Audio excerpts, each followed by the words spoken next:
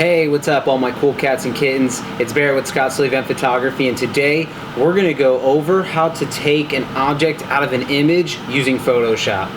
I know a lot of times it could be a little stressful. I see an object in here, I don't want it, it's ugly, it's hideous. Well, I'm going to take all those stresses away. Follow me. Alright guys, here's the image that we're going to be editing today.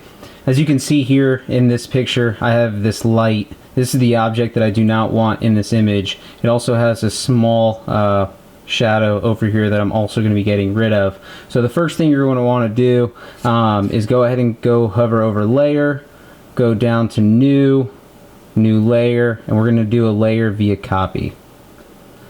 And that is going to create this. They're going to be identical. And then the next thing you're going to want to do is go ahead and click on your lasso tool.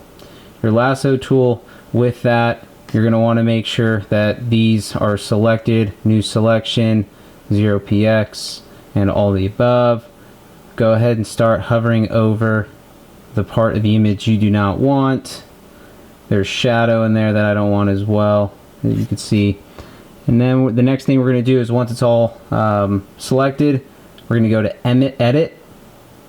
We're going to go down to fill, and then we're going to make sure that all of these settings look like mine. So mode, normal, opacity 100%, content aware, bam. And that now removed the light from this image that I didn't want. So if you find this helpful, you like this tip, please follow. There's a lot more tips that are going to be coming, help you out, make sure that you're running your business super quickly and efficiently. Again, this is Barrett with Scott Sully Event Photography. I'm out.